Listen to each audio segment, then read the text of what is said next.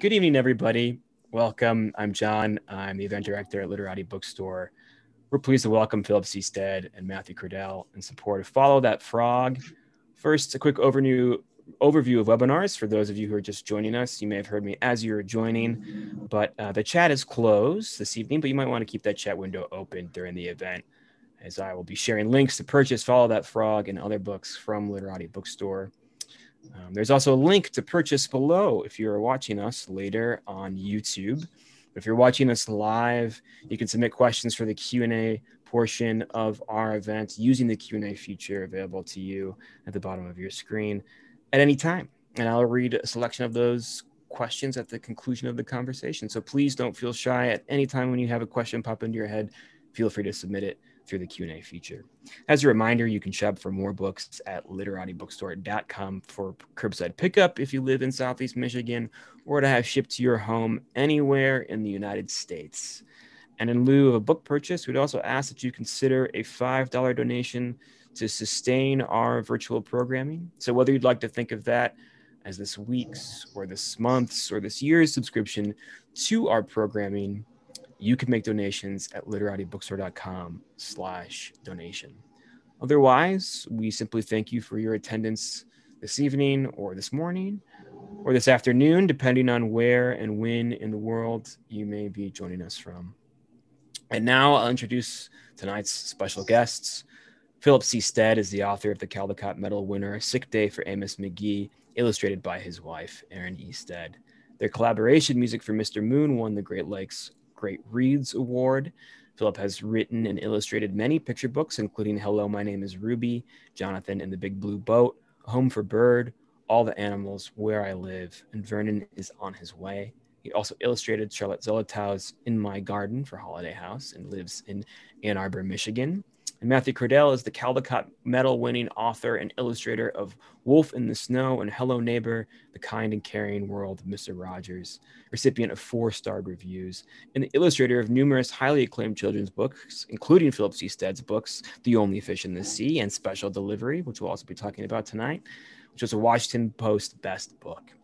He wrote and illustrated Another Brother, Wish, and Hello, Hello, New York Times notable children's book. Matthew lives near Chicago with his wife, author Julie Halpern, and their 2 children. They can't hear you, but they can certainly sense it through the powers of the internet. So please join me in welcoming Matthew Cordell and Philip C. Stead into your living rooms. All right. Well, hello, everyone. The only person I can actually see here is Matt. So hi, Matt. How are you doing? Long time no see. Hope everyone's having a nice time. I'm talking to you live from my studio in Ann Arbor, and Matt is many, many miles away. He and I have been visiting mostly kids around the country all week. So it's kind of neat to be, back in Ann Arbor. We're going to talk to you a little bit today about our new book, Follow That Frog. And if you'll bear with me for 1 second, I'm going to try to share my screen with you and get a slideshow going. So Follow That Frog, this is the latest book that Matt and I have worked on, but it's actually the 3rd book in a trilogy that was never really intended to be a trilogy, I don't think, when we started. But Matt and I, we've known each other about 10 years. Really from the first time we met, we just really got along right away. Matt and I tend to think a lot of the same things are funny. We have a lot of the same interests. Even just today, we were texting back and forth about different punk bands from the 1980s and 90s that we like or dislike. Why? So we just have a lot in common, which is actually kind of a rare thing in the book world. I mean, we know so many of our colleagues, but if you do this for a living, you tend to be such a unique and unusual person that you don't necessarily encounter that many people that you sort of line up with. And I happen to be married to one of those people. But now we've sort of incorporated Matt into our family. He's like well, I guess we have a daughter now, so he's the 4th Stead. We count our dog too. I guess he's the 5th Stead. So this is, my name is Phil. Once again, this is a drawing that Matt made of me about 6 or 7 years ago as he was making Special Delivery, our first book. Special Delivery and many of Matt's books has sort of a surprise. If you take the book jacket off, what you have underneath is called the book case, sort of like the hard cardboard case. Most illustrators don't do anything special for this bookcase. I rarely do. Only a couple times in my career have I done anything special. The reason I don't is because by the time I get to the end of a project, I'm so exhausted that I don't want to add any more work. But for some reason, Matt gets to the end of his projects and he just wants to give himself even more difficulties. So each of the 3 books that we've worked on together have these sort of special case illustrations. And with special delivery, he decided he was going to do this completely insane illustration of just like hundreds and hundreds of individually drawn postage stamps. And each one of these is completely unique. I don't think any repeat on the entire case. And they're all, they feature either moments that you'll find within the book, or they feature moments from other books that he and I have made, or that even that Aaron has made. There's, I think I see a Wild Thing in there. There's references to movies that Matt likes. I love this illustration because it sort of is indicative of Matt's mind, which is, suspect at times. For some reason, my eyes go straight to the picture of Neil. Do you see the drawing of our editor, Neil Porter? He's wearing glasses, like almost right in the dead center of this picture. Maybe that's why. So I think another reason I like working with Matt is I feel like he's always trying to catch me off guard with everything that he makes. This is another work of art that he made for me a few years ago. This is obviously a portrait of me, a very accurate portrait of me. I think most people know Matt as a 2-dimensional artist, but he's a pretty impressive 3D artist as well. And made that light bulb. So this is my daughter. Her name is Adelaide, seen here riding on the back of a giant frog here in Ann Arbor. Very appropriate for the story we're going to be reading later today. It occurred to me as I was putting this presentation together for all the kids we were talking to this week that this book that we're talking about, Follow That Frog, is actually, it's older than Adelaide here. Even though it's out this week, it's taken us over 3 years from start to finish. And I like to talk about that a little bit, especially if there are kids watching, because I think that kids tend to think that these things might happen very quickly, especially if the book looks, like Matt's style is very cartoony and loose and free. And I think people might suspect that it doesn't take that long to make a book like that. But actually, these books can be many, many years in the making. Here's another picture of my daughter Adelaide and her mom Erin, my wife. Erin and I have made several books together. Erin is also an illustrator. These are a few of the books that we've worked on together. I'm often asked why I would want to work with other illustrators when I could just illustrate stories myself. I actually began my career and my life really as an artist, not as a writer. And I never really expected to become a writer. The only reason I became a writer is because I wanted more control over the types of stories that I could illustrate. And the best way to do that is to just write your own stories. But I've found that there are certain types of stories that just don't quite play to my strengths. I think every illustrator has certain types of things that they're very good at illustrating, certain types of things that they have trouble with. And if you can write a story that really plays to the strengths of a specific illustrator, then you're more likely to come up with a better book. So in the case of Erin, I think she's very, very good at illustrating the relationships between animals and people. Erin has always been an animal lover. She used to train horses when she was younger. She's always had animals. She spends just as much time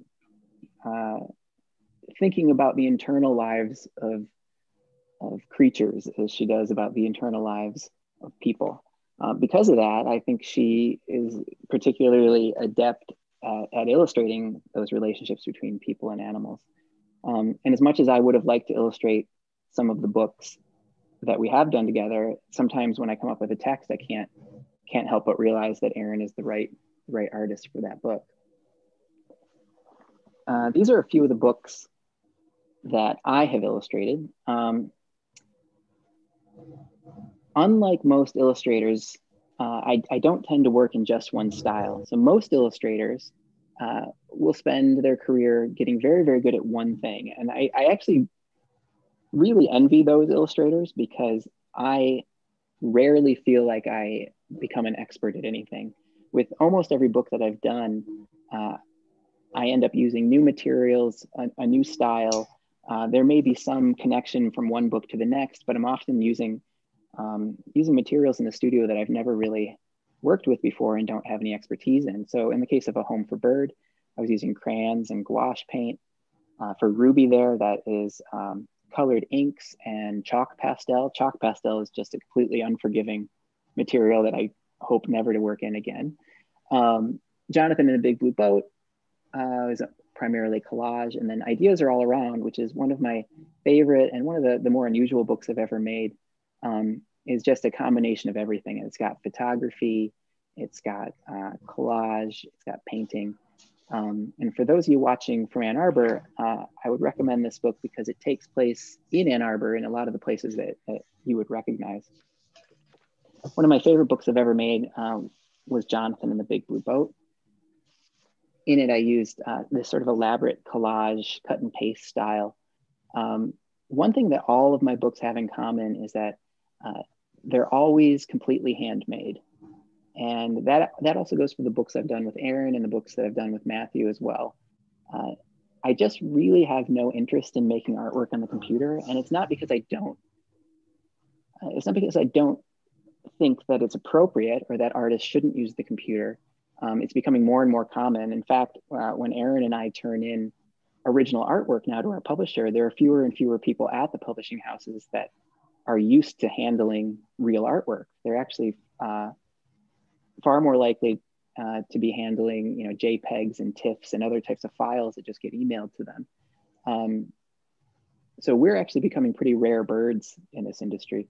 The reason I love working in these traditional ways is that, all the same reasons I loved making artwork when I was 6 and 7, 8 years old are the same reasons that I love making artwork today. I love moving around in the studio. I don't like sitting down. Sitting down all week in front of Zoom like this has actually been kind of difficult. This is not how I like to be.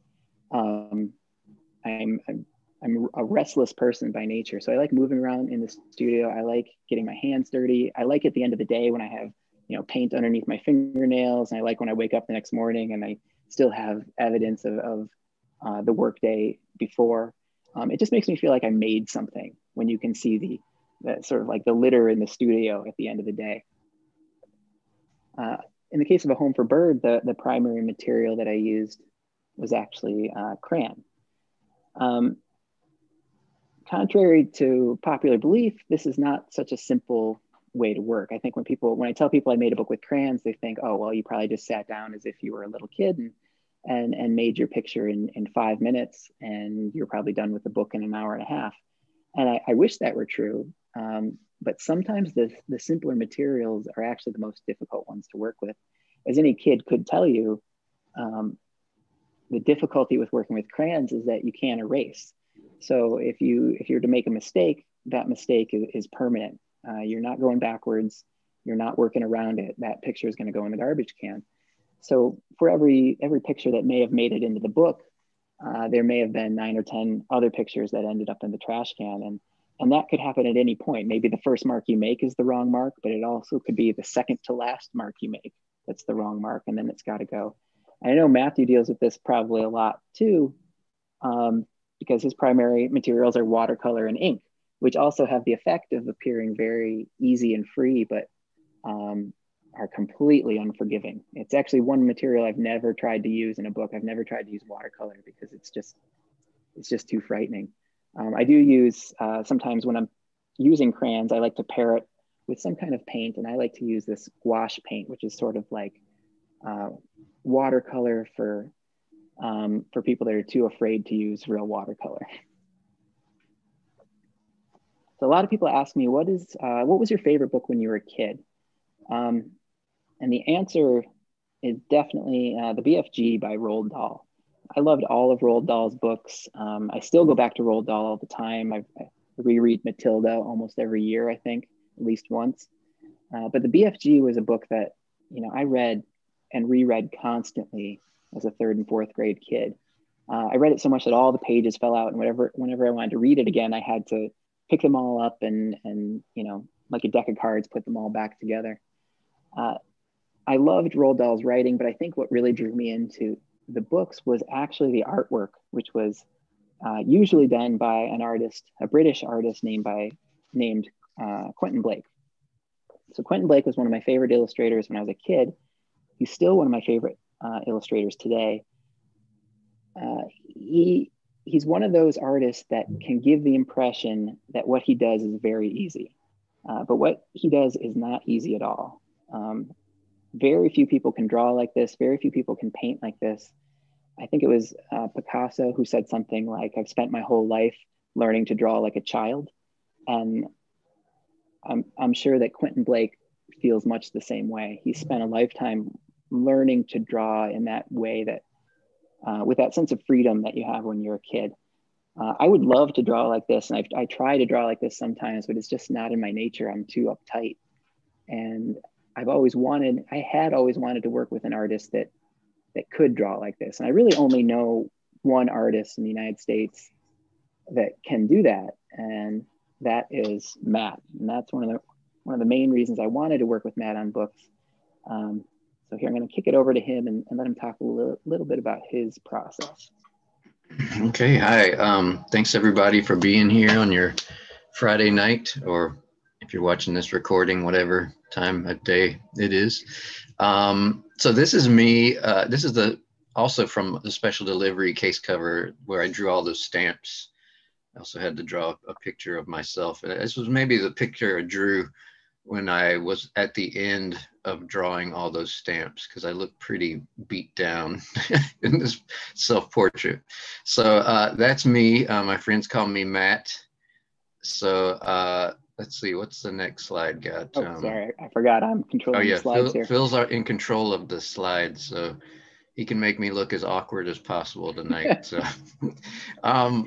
so that's a picture of me when I was in the 2nd grade. So I live in the Midwest now. I live in Chicago suburbs, but I grew up and spent, the majority of my childhood and young adult years in Greenville, South Carolina. And the thing about me growing up is I love to draw. So I love to draw at the earliest of ages.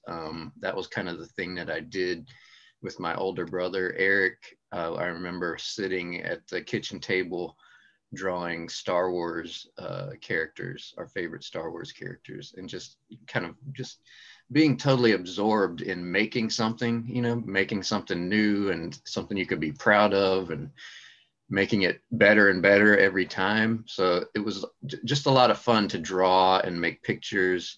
So it's really exciting that I've, ended up doing this. I can do this for work, I can do this for my job and do the thing that I love every day. So now I live in the metropolis of Gurnee, Illinois. So Gurnee is about an hour north of Chicago. And our claim to fame here in Gurnee is we have a Six Flags amusement park. It's called Great America. Make America Great. So, so this is me and my family here. This is me on the left side, of course. That's my wife, Julie, on the other side. And in between are our 2 children. So that is Romy, our daughter, who's 12 years old. And she, in this, quarantine pandemic time, she has dyed her hair a couple times. Her hair used to be this bright blue color.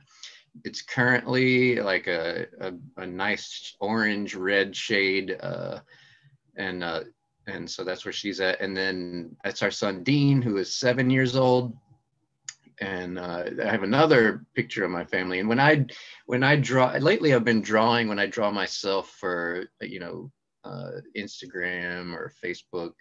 I like to just draw, you know, quick drawing, and I'll draw myself as a mouse. And I've gotten to where I like to draw my family as mice. So this was a portrait, like a little family portrait that I did for our holiday card this year. So there's one more member of our family who is not very friendly to mice, and that is our cat Norbert. And Norbert was actually just in here. Whenever I start to talk on Zoom or Crowdcast or whatever it is, he always comes in here. He thinks that I'm talking to him, and he jumps on me and jumps on my desk. And I just had to get him out of here because he was about to knock over some of my watercolor containers. So that's Norbert. And this is the desk I'm actually sitting at right now. This is where I do all my pictures, all of my, I write here. I have a laptop, actually the same laptop I'm looking at right now. And I, just like Phil, I do all my work traditionally. I do all my work with art supplies, good old fashioned paper and pens and pencils, paintbrushes.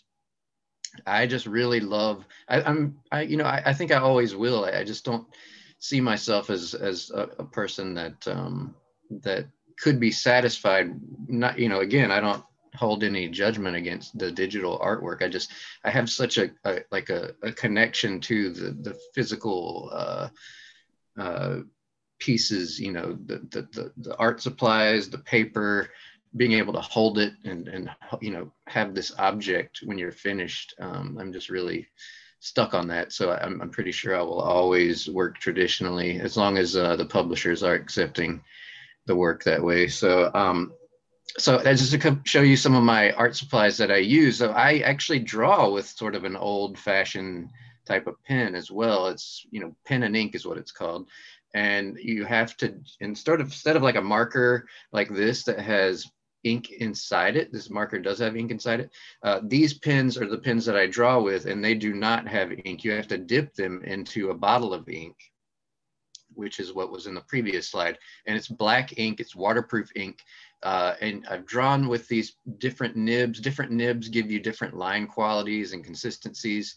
And the one on the left is actually even more crude, and it is a bamboo pen, which is essentially like a sharpened stick that you can dip into ink and draw with it.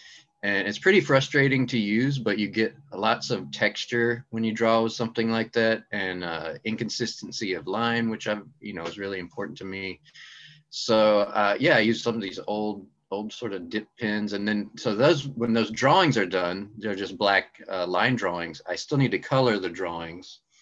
So I use watercolor paint, and, you know, it's good that ink is waterproof, like I said, because then I want to put the watercolor on after the drawings are complete. So I use these sort of dry watercolor pans like these right here, but I also use watercolor tubes. I have lots of different, not really loyal to any brand. Actually like to use pretty cheap stuff from time to time, just to see how much I can squeeze out of it. Yeah, so I use pen and ink and watercolor. These are some of the picture books I've made over the years. When I make picture books, I've sort of had couple different ways I've made a book. So I've illustrated books by other authors, and the majority of the beginning of my career was illustrating other authors' books. So the books on the top row of this picture are books that I did not write, another author wrote, but I got to illustrate their story. And then eventually I really wanted to start writing my own stories. And it was kind of an uphill climb for me, because I never really wrote much of anything. I mean, I did like to write, but took me a long time to kind of figure out what worked and what didn't work with picture books. And eventually I wrote a book called Trouble Gum, which is there on the second row. And that book was my first author illustrator. So more and more I do write and illustrate my own picture books. So those bottom two rows are all books that I both wrote and illustrated. So I do a little bit of both. The only thing I haven't done yet is write something and someone else illustrates it. So got to figure out a way to make that happen eventually. So now I'd like to talk to you about how authors and illustrators work together, especially when in the scenario where one author has written the book and an illustrator has illustrated the same book. So two people. And I think before I was in publishing, and ever I saw a children's book that had been made by two creators like that, the assumption for me, and I think the assumption for a lot of us, is that these two creators work together. You know, they get on the phone and, you know, hash out their ideas or send sketches and manuscript revisions to each other over email, and you know, that's actually not the case for most part. Most of the time when you see a book that's been written and illustrated by two people, that author and that illustrator are pretty much separate. You know, they create their two different things completely separate from each other. And there's a person in the middle at the publishing company, whether it be an editor or an art director, and that person sort of sees to the individual creative entities that make that book. Now, the difference here with my relationship with Phil is that we do work together, and every book, all the books that we've made, and on all the books that we will continue to make in the future, because there will be more.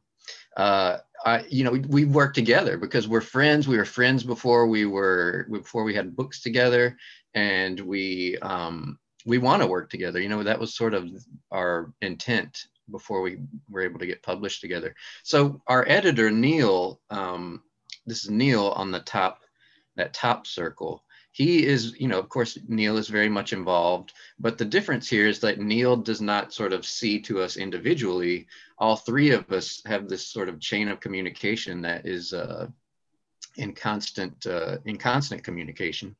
When we made our books, these three books that we're going to share with you tonight, we you know, constantly were emailing each other. We had very long brainstorming phone calls, which were a lot of fun. So it was a true collaboration, the books that we made together. And you know, at least I can speak for myself. I really enjoyed making these books. It was great to make books with people that you love and get along with so well. So, you know, it was just such a great experience to make all three of these books. So we're gonna now just quickly walk you through the first two books in this trilogy, and then read to you the complete book of Follow That Frog, the brand new book. So Phil's gonna show you a little bit of special delivery here. All right, so this is special delivery, book one in the trilogy, which originally started as a standalone book. We didn't intend to make a series, and I should say that all three of these books can be understood individually. You don't need to read them in order, in order to understand what's going on in the plot. So special delivery here, the cover is one of my favorite illustrations in the book, actually.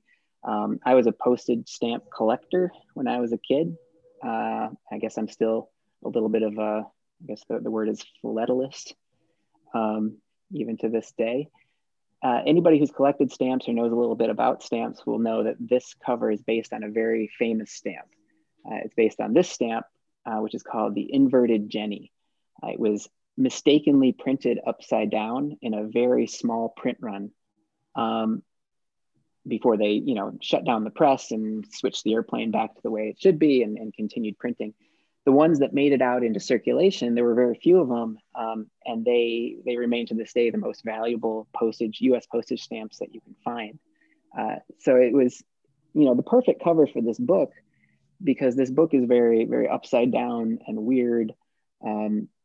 And it's about the Postal Service. So one thing that I really love about these books, and this was completely Matt's idea, not my own, and it carries across all three books, is that when you open the book, you do not get a standard title page. Instead, you get what Matt has described as a cold open, kind of like what you'll get with Saturday Night Live, where before you get to the opening credits, you are just right smack dab in the middle of a sketch. So here we are, we open up page 1 and we see this little kid, and this kid is never actually named in this book, which is pretty unusual that we did that. But Matt and I decided later on that his name was Sherman, and then we brought him back in book 2. So Sherman here opens up the book by yelling, "Hey, Sadie."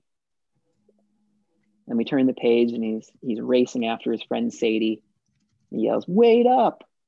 And we see that Sadie has walked right past the mailbox, and you can see, if you look very closely, she's holding on to a string there, and we don't know yet what she's holding on to. This is one of my favorite things about picture book making, is that you can always, every page is basically its own punchline.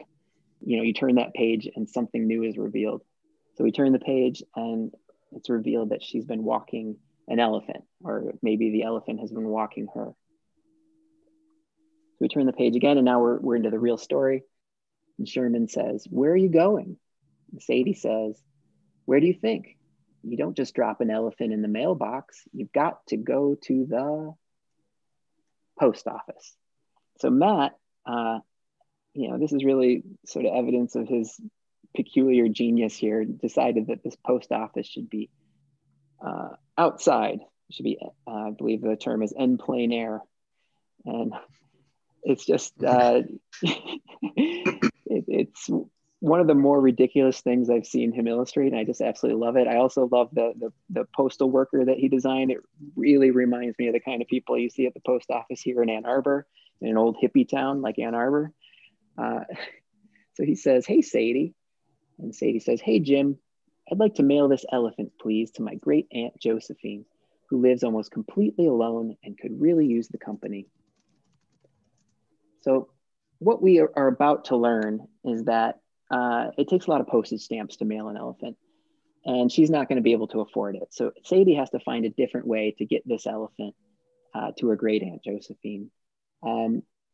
She tries a variety of different modes of transportation. She commandeers this airplane. They do forget to put gasoline in before they take off, so they run out of gas midair and crash land. But everything works out for Sadie. Sadie is never worried about anything. She is always completely in control of her own destiny, which is why I love her as a character. So here she's riding the back of an alligator down this river, the elephant swimming behind. Matt gave me this piece of artwork. It's one of my most cherished possessions. So up there in the right corner, you see a train is passing by. They board that train. And shortly thereafter are robbed by bandits.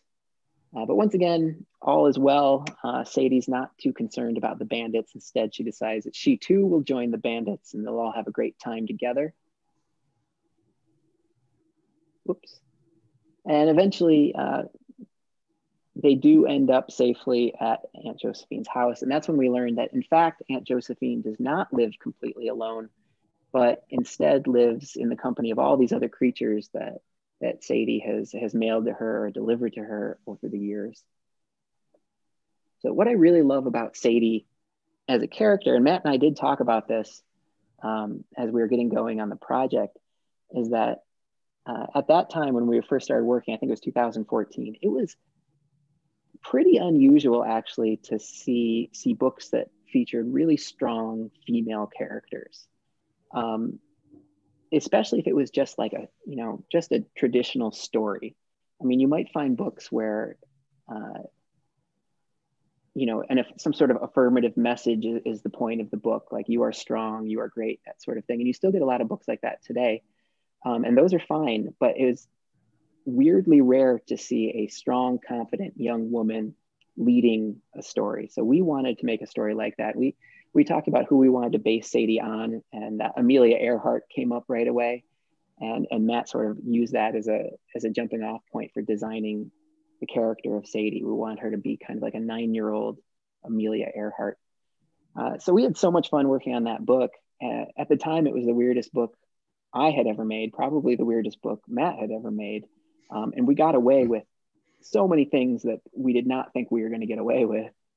So we decided we wanted to make another one. So we kind of put our heads together and came up with the only fish in the sea here, which Matt is going to introduce to you. But first, I'm going to talk a little bit about the cover. After the special delivery cover, which was based on a very famous sort of iconic American image, Matt decided he wanted to give himself the challenge of doing that again for the second book. So we thought, and we wanted it again to be appropriate to what the story was. What he landed on was this image of George Washington crossing the Delaware. And this ended up actually being just one of the famous paintings that Matt ended up referencing throughout the book. You know, Matt and I both suffered through art history classes in art school. You know, even we didn't go to the same school, but we were writing essays about the same paintings that all art history kids have had to write about over the years. And I think it was kind of his way to get back at those professors. But I do really love this cover, and I love that he was able to come up with this sort of homage to another great American iconic image. So I'm going to kick it back to Matt. Yeah, so that the difference you probably noticed is that the cover is flipped, so it reads left to right, which is it's kind of a pet peeve, I think, of people who make picture books, to have action orienting right to left, because you read left to right. So even though it's, you know, it's definitely a hat tip to the George Washington crossing the Delaware, but we just could not look at a cover that was oriented right to left, so we had to flip that image. So Only Fish in the Sea starts out just similar to how Special Delivery starts out with Sherman. And Sherman is, you know, he's very intense, I think, Sherman. He's very worried character, and he looks worried. He's trying to get somewhere. He's racing somewhere on his bike. He's out of breath. Huff, huff, huff, huff, it says. And he stops at the stop sign and he says, "Hey, Sadie, did you hear about little Amy Scott? About how she got a goldfish for her birthday and then said out loud, 'Goldfish are boring.'" So there's Amy Scott, and she and how she walked all the way out of town past the empty school bus down to the dock where Jacob Finney's been asleep for as long as I can remember. And Amy Scott takes that fish that's in that baggie and drops it into the ocean. What a savage. And Sherman says, "Imagine that poor fish all alone, floating away and away and away. He must feel like the only fish in the sea." I love how this book starts out. I remember when Phil first told me about it, I was hooked on it immediately. So anyway, what happens is Sherman and Sadie they have to take undertake another big adventure. So they hop on a boat together with the monkey bandits from Special Delivery, who of course we had to bring back, but they're monkey sailors in this book, and they head out to sea to look for this goldfish named Ellsworth. You can see there they spelled out "Welcome Home Ellsworth" in these pink balloons. So they get into all this sort of there's a lot of chaos at sea. You know, they get almost upended here by a big sperm whale. They get surrounded eventually by sharks. In the next picture, they're surrounded by sharks. And the interesting thing about this sequence is that Sherman, as Sherman is wont to be, is pretty freaked out by the whole thing. But Sadie is very even keel. You know, she has a goal in mind, and she's going to reach that goal. They're going to find that goldfish. So eventually, you know, more and more craziness ensues, and eventually they get attacked by a giant squid. And the moment they're encountering this giant squid, they finally see Ellsworth, you know, bouncing along the waves there in that little plastic bag. So they finally caught up to Ellsworth, and they save Ellsworth's life, and they bring him back to town. And this is actually one of my favorite spreads that I've ever drawn. There's just something just really worked out perfectly in so many ways with this spread. Because we brought in some characters that were from Special Delivery back to this sort of, very celebratory spread where they release Ellsworth into a big water fountain, a big fountain in the middle of the town square, which was a wonderful place to put Ellsworth so everyone could visit him and enjoy his presence in town. So it ends, on that nice note. And then, of course, little Amy Scott, she gets hers in the end. So, so our next book. Sorry, what?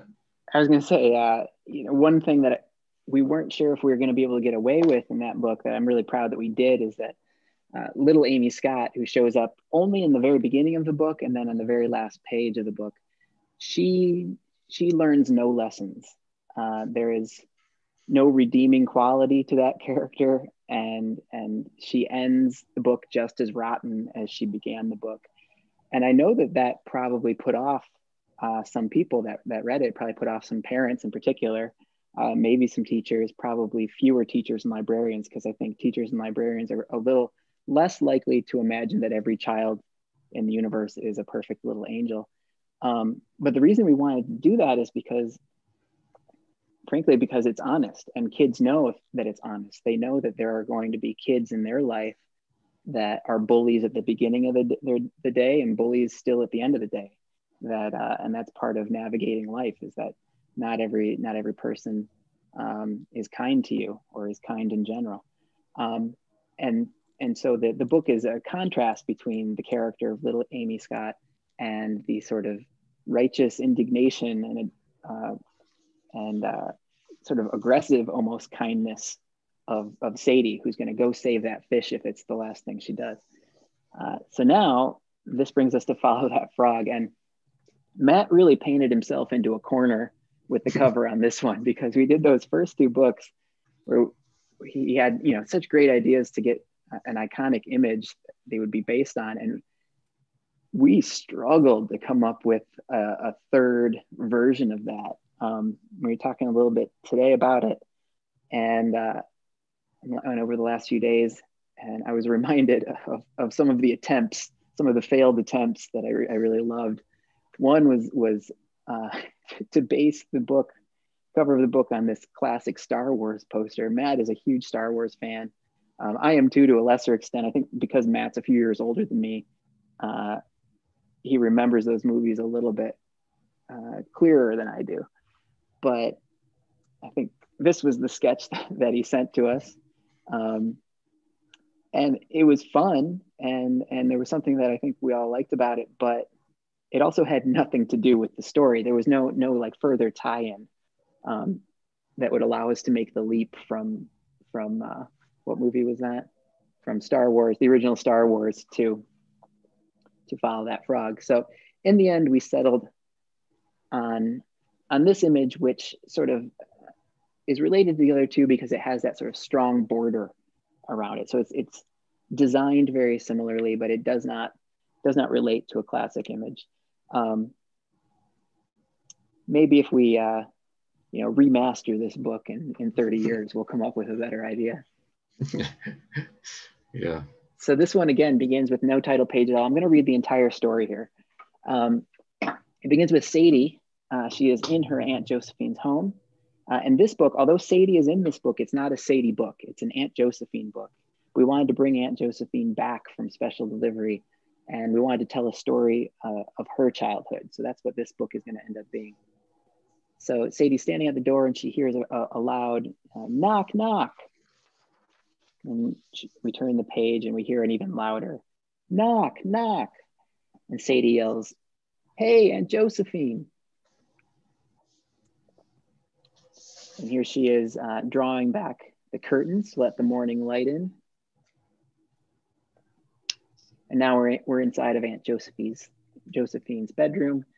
She's still very much asleep with her beauty mask on, very reminiscent of the grandparents in Charlie Charlie and the Chocolate Factory with Gene Wilder, if you've ever seen that movie, which was one of my favorite movies when I was a kid. So Sadie says, "Aunt Jay, wake up." And Aunt Josephine replies, "Close the curtains, Sadie, and turn out the lights. It could be a vacuum salesman, or more likely a suitor. But I tell you this, I am quite satisfied with the state of my carpets, and my days of romance are but a memory. I have run life's race and have earned my rest. I have been the world over, Sadie, and today I will sleep past noon." She continues. And the rest of the book from here on out is going to be told in these thought bubbles as she's recalling this story of her own youth. She says, "Why, by the time I was 9, my trusted canine, Orion Francis Nelson, and I were blissfully bivouacked in the jungles of Peru. We were cataloging amphibians for the scientific team of Admiral Rodriguez, who had only recently been lost in a tragic banana accident. Of course, in time, my delicate beauty caught the eye of the Admiral's ridiculous son, and as he stood transfixed, he was suddenly, swiftly, swallowed by a giant frog." "Follow that frog," I hollered. For though I didn't care much for the Admiral's son, I do abhor a job unfinished, and it was my job to catalog that frog. "Stop," I called, but the frog ignored my plea, instead fleeing south through the deserts of Patagonia and onto the back of a terrified rhea, who did what any unfortunate flightless bird would do in such a situation: run and run and run with no particular destination in mind. I gave chase northward aboard a reluctant tortoise, disembarking at the Panama Canal, where the frog took a sharp left turn, heading west into tempestuous waters. I had no choice but to catch the next available vessel, which was, by a stroke of poor luck, headed the completely wrong way. I chose to stay positive, though, remembering the words of my sainted grandmother: "If nothing else, Josephine, see Paris." And I would have, if not for pirates off the coast of the Canary Islands, who commandeered my humble ship, leaving me to wonder, exactly how many canaries does it take to make an island? A great many, I concluded. Now we're back inside the bedroom. We hear another knock, knock. "Are you sure I shouldn't get the door, Aunt Jay?" "Quite sure, Sadie, yes. And now I have a question for you. Have you ever ridden a whale?" "Well, I hadn't either, but guess what? It's not unlike riding a horse. All you need are a few encouraging words. Giddy up, yee-haw, follow that frog." But of course, a whale goes where a whale goes. And while we were many months at sea and a long way from Paris, I made the best of our adventure, taking in the sights, but never losing sight of the goal. Now, Sadie, after all these years and all the places I've been, I am tired. I have but one regret. For one day, Sadie, you and I will see Paris. But I may never, ever find that frog. Well, Aunt Jay, there's always hope. And we get one more loud knock, knock. And then the last page turn of the book reveals who's been knocking all along. Here we have the frog. This is, as an illustrator, I feel like we are constantly trying to come up with images that have never been made before. And it is almost impossible to do that. Every time you think like I'm having a truly original idea, you will eventually at some point pick up another person's book and realize it's been done before. I feel very confident that this image has never been put into a children's book before. It's one of my favorite things that Matt has ever made. I can't remember if it was his idea or my idea to put the Admiral's son still inside the frog like that. But I remember we were talking about, should the Admiral's son be standing beside the frog? Should he be riding the frog? And I don't remember who, maybe even been Neil, who said What if the frog's mouth was open and the hand was extended, knocking on the door? And it was genius. It was a stroke of genius. And I feel like Matt and I have been laughing while making these books now for like 6 years, which is, we must be doing something right if that's the case. But it was, I think both of us are always expecting to be told no with these books, but instead we were always told yes. And so every time we had an idea, that idea, pretty much always made it into the book. So Matt would like to do a quick drawing for you. It says drawing Josephine. Are you going to draw Josephine tonight or something else? I think I'm going to draw the giant frog. Okay. I'm going to go against my own direction here instead of drawing Josephine. Let me get out of my screen share here. Okay. So I've drawn many a frog in my life. Sure, I've done several books about frogs. So it comes pretty naturally to me. This is probably my third or fourth frog book. So I'm going to draw the giant frog that we see in the book. And I'll start out by drawing the simplest of objects, which would be 2 circles for the frog's eyes. And then I'll draw the little eyebrow, the technical term, the frog's eyebrows. And then I'm going to draw the frog's sort of mouth shape. Here we go. So we got the frog's head there. And then I'll draw, this frog's been traveling quite a while, so it's going to be seated, this frog here. So we'll see the front. We were talking about this the other day. Do frogs have fingers? And Phil, what did you say? They have X amount of fingers? Yeah, they have 4 fingers on their front feet and 5 on their back, or maybe it's the other way around, but for a total of 18 instead of a total of 20.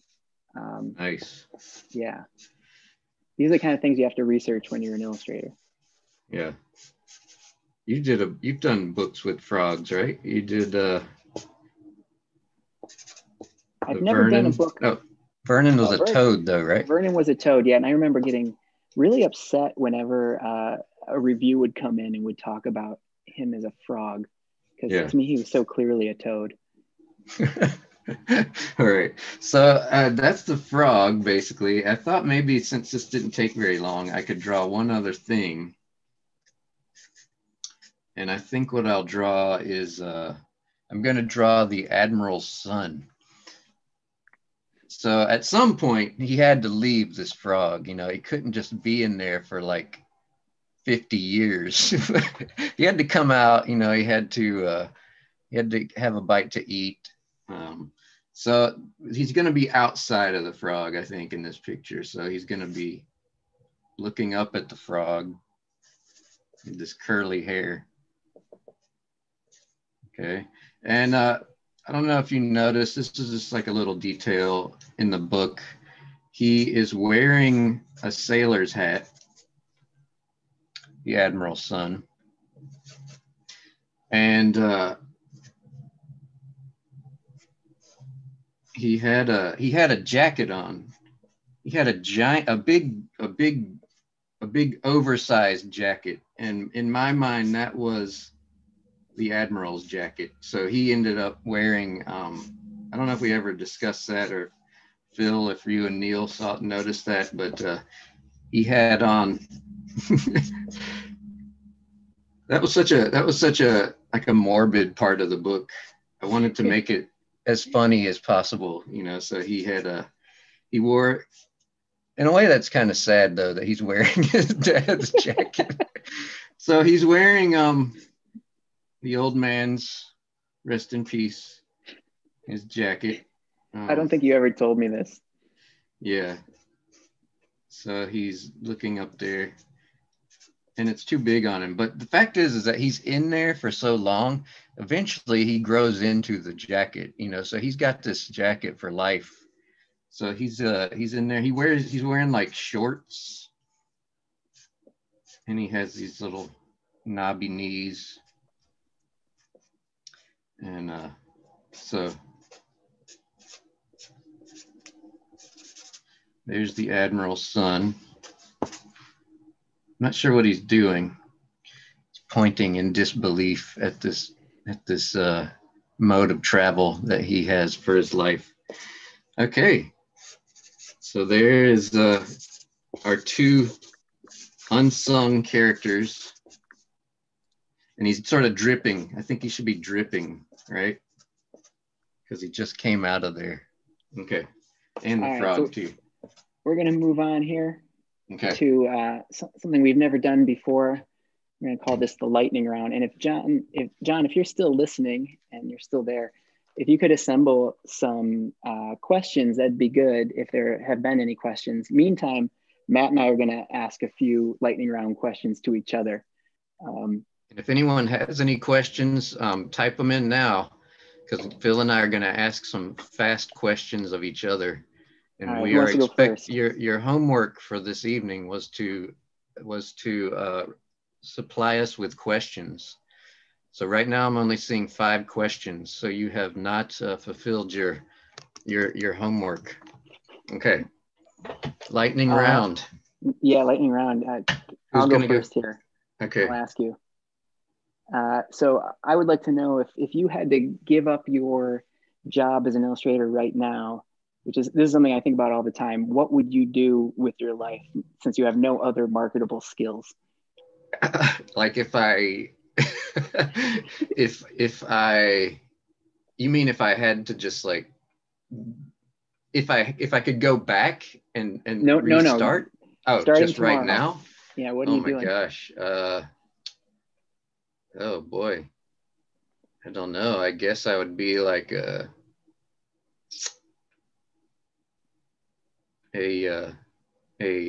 dog walker. Ooh, that's a really that's good just answer, the first thing that came to mind. How about so now I have to ask you a separate question, right? My question is a fast either or. So my first question is Quentin Blake or Maurice Sendak?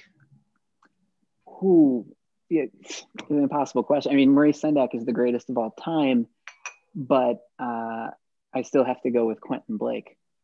2 very different talents, you know. Okay. It's like saying which is better, Steven Spielberg or Jim Jarmusch. They're like you can't really compare them. Okay, my question to you is which Muppet best defines you? Probably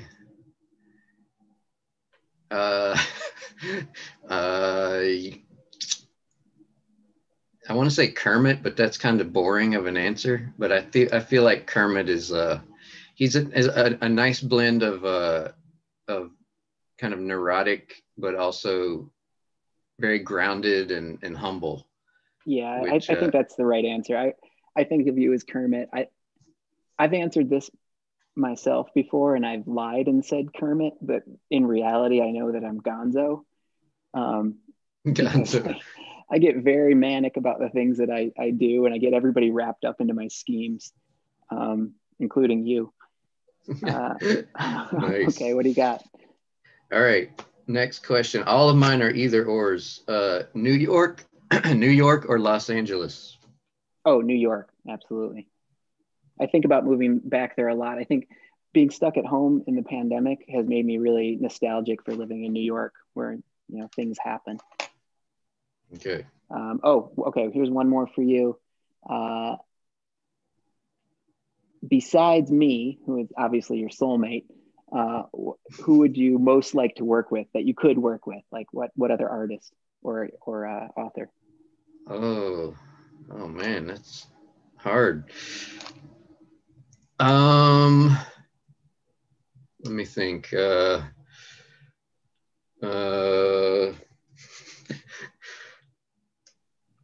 This is like, I have such a hard time with that type of question because I just like my brain just empties out when someone asks me a question like that. I'm just gonna say I'm gonna say, I keep saying Candace Fleming, but I just finished a book with Candace Fleming. I'd like to make another. This is kind of, maybe it's a boring too, not boring, but it might seem like I'm pandering, but I would love to, I would be interested in make another picture book with my wife, Julie. Our very first book together was a picture book, and she never wrote any others. She's done young adult fiction ever since. So. Yeah. All right, I'm going to ask you one more question, then we'll jump in for audience questions. My next question is Ewoks or Porgs? Yeah, that's funny. I have a couple Star Wars questions here for you too that we're not going to get to, but definitely Ewoks for sure. All right, they have over to you, John. Factor. Okay, we do have people completing their homework. The first question is there a meaning behind the different numbers on the stamps on the cover under the jacket illustration of, I believe, Special Delivery? That's a good question. I have to look at it because I made it so long ago. I think the numbers are pretty random. Like, I'm looking at, there's a stamp of my daughter Romy on here that I made, and there's a 5 by her picture, and she was 5 years old at the time. I remember that.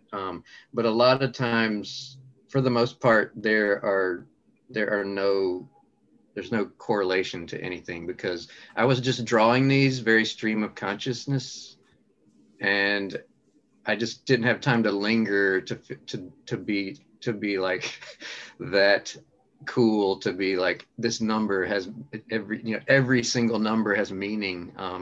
I was kind of running out of gas towards the end, and just kind of phoning some of them in because I couldn't think of other cool things to come up with. But if you look at it, there's lots of stamps that are like old, classic children's book characters,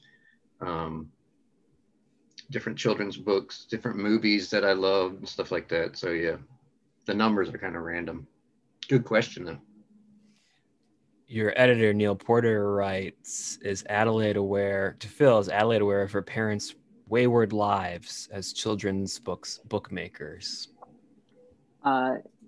No, she's not. I mean, in part because of the pandemic, she's only 3.5 years old, and she spends all of her time basically with her parents. And sometimes we tell her we have to go to work, but like what we do at work looks exactly like how she spends half of her day already. Only we sometimes have to, go to a room and close the door. And so it's just all very strange. She kind of knows a little bit that Amos McGee was a book that we made.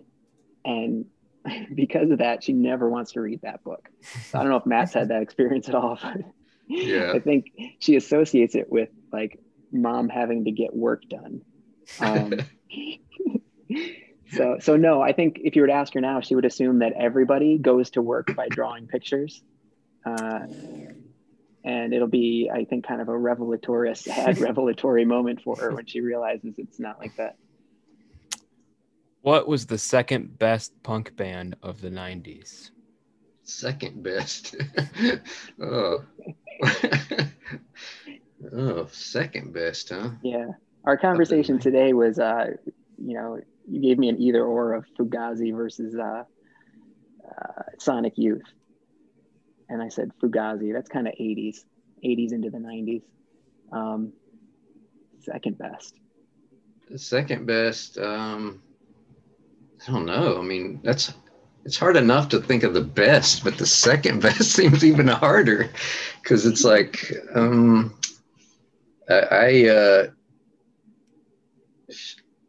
I'll just say my second best of Sonic Youth is interesting because like I grew up being sort of not into Sonic Youth as much because I didn't like the noise of Sonic Youth, but I also was kind of a snob when it came to bands being on major labels. So I didn't really give Sonic Youth much consideration, but I've really gotten into Sonic Youth this last year. So my top choice because I find that to be probably most of our listeners are like never listened to either of these bands, but I find it a difficult choice because I love Fugazi and I love Sonic Youth, but for different reasons. But I think currently in my life I would choose Sonic Youth, and second would be Fugazi. But Rather Ripped is a good entry point for new to Sonic Youth. Very Fleet album from 2005. Sorry to interject with my opinion. What else do we got?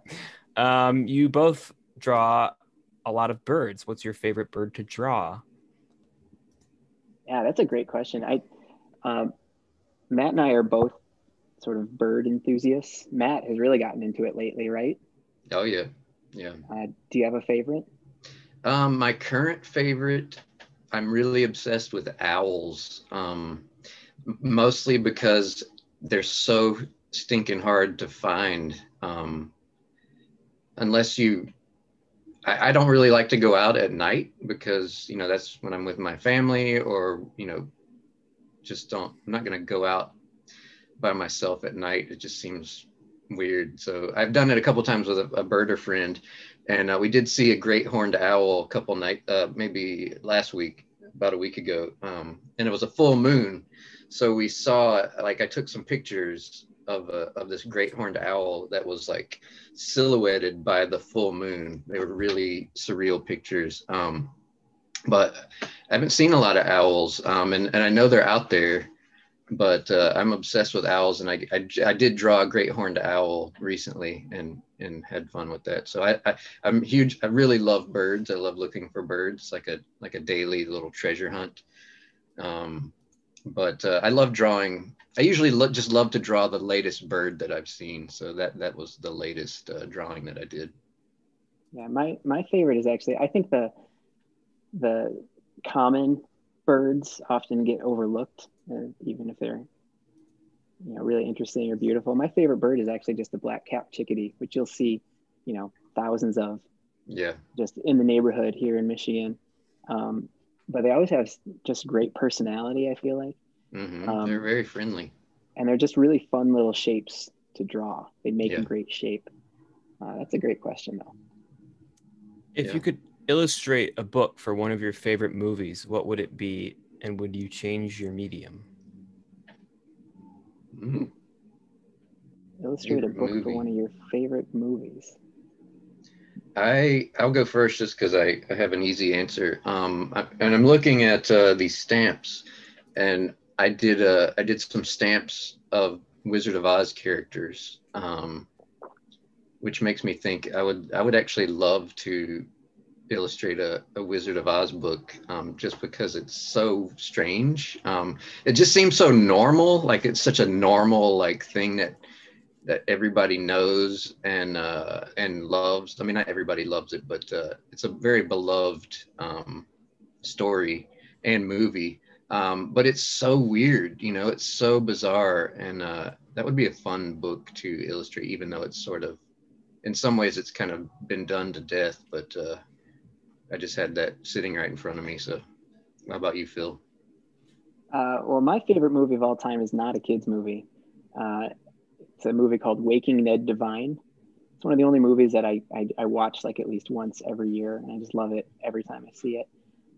Aaron loves it too, and that the evidence of that is that one of the main characters in that movie is actually the model that Amos McGee was based on. So if you've ever seen the movie, there's this old man that rides a motorcycle naked through town, and that guy is the sort of inspiration for the character of Amos. Cool. So if I was ever going to do a children's book adaptation of that book, I think I would change my style, and I think I would try to draw like Matt Cordell.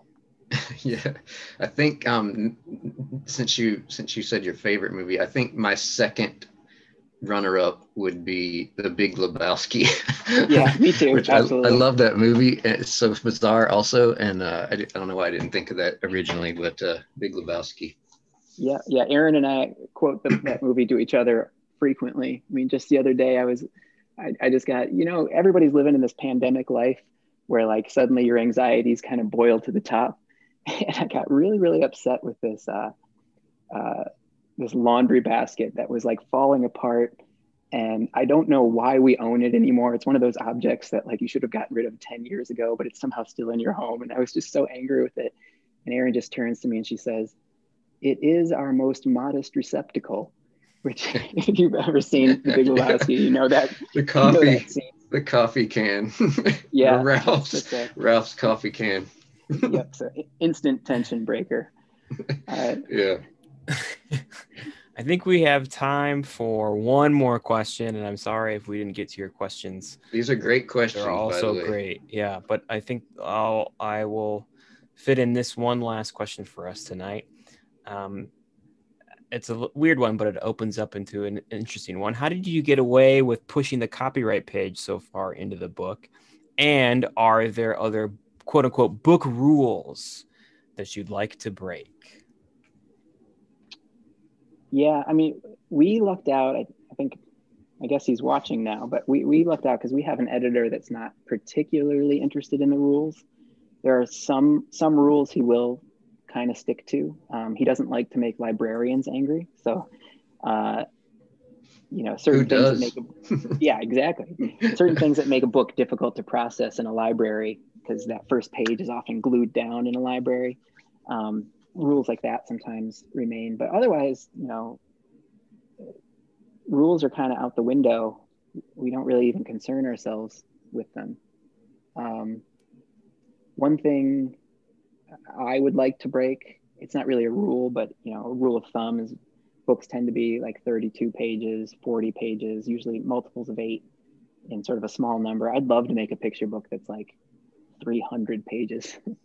It would take me forever, but I just would love to do that. And it's really hard to do that for a variety of reasons. One is that it's just really expensive. If every page is in color, and we don't charge as much for books for children as we do for adults. And people don't often think about that, but an adult hardcover book, which is all black and white, people don't sweat it if it says it's $35. But people get a little up in arms when they see a children's book that's more than $20, even though it's printed in full color and it's on really nice thick paper, sometimes very large. And so we often have these sort of restraints of these monetary restraints where the publisher would maybe even love to do something unusual, but you have to bring it in under budget. But it would be nice to be working on something where budget was just no concern, and you could just really you could make the book huge, or you can make it long, or do whatever. Yeah. The just to speak specifically about the title page coming later, that's a thing that I'd seen in a picture book years ago, and I just loved it so much that I had to steal it, for one of my books. And the first time I used it was in a book I did in 2012 called Hello, Hello. And it's basically it's kind of a cinematic device. It's called in television, or maybe even in a film, they call it a cold open, where there's a little bit of story that happens before the title screen or the credits, the beginning credits. And you don't see it too often in picture books. The book that I saw it in, it was the first time I'd seen it, and it was a foreign picture book. And I just think it's a really cool thing, and it's sort of unusual. So it makes you kind of stand up and take notice about what's about to happen in the book. And so I just thought it would be cool. And we all thought it would be cool. But the rule that I want to break eventually, that I've never been able to think of how to do it, is I want to somehow make a picture book that you can read it front to back, but you could also read it back to front, and it's like a different story when you read it in reverse. So I've tried to think of how that could work, but maybe it's not possible. But not be like a gimmick, not like a gimmick story, but like an actual, satisfying story. But if you had every page, I'll get to work on it. If you had every page where if you finished it and then you turned it upside down, and then there was new images, and then there was new text at that bottom, I feel like that actually has been done before. Oh, really? John just described. Yeah, that's been done. Nothing new under the sun. Nope, just except for a frog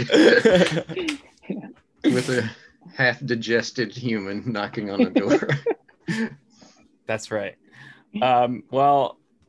Philip C. Stead, Matthew Cordell, thank you so much for joining us tonight on At Home with Literati. It's so great to see both of you. Hope to have you both in the store sometime in the not too distant future. But until then, please continue to be safe and be well. And to all our attendees, thank you so much for joining us tonight. Also, we hope you continue to be safe and be well. You can, of course, purchase books at the event page that brought you here and in the description below if you're watching on YouTube. And we'll see you at the next event. Good night, everybody. Take care. Good night. Thanks a lot.